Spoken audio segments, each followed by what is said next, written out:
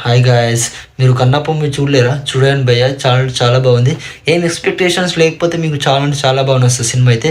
First స్లోగానే start అవుతుంది మెల్లగా. Kannappa క్యారెక్టర్ను story entry ఇచ్చే లోపు కొంచెం టైం పడుతుంది, బట్ ఫస్ట్ హాఫ్ అయితే కొంచెం స్లోగా నడుస్తుంది భయ్య, అలా అలా వెళ్ళిపోతూ ఉంటుంది.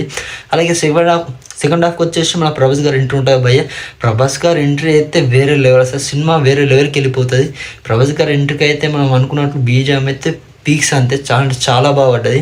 ప్రభాస్ గారు వచ్చి నుంచి అయితే సినిమా మనకు స్పీడ్ వెళ్ళిపోతుంది, మనకు ఆగది. చాలా చాలా బాగా డిజైన్ చేశారు ఆ క్యారెక్టర్, రుద్ర క్యారెక్టర్ని.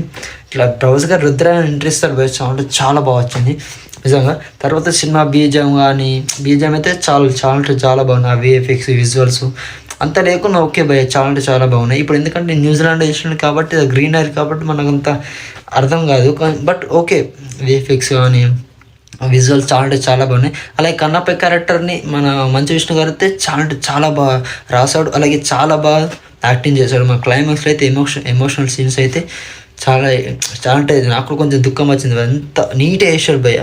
మన కన్నప్ప క్యారెక్టర్ అనేది మంచు విష్ణు గారికి బాగా సెట్ అయింది తను, ఎందుకంటే మంచు విష్ణు గారికి సాఫ్ట్ రోల్ చాలా చాలా బాగా చేస్తాడు నిజంగా.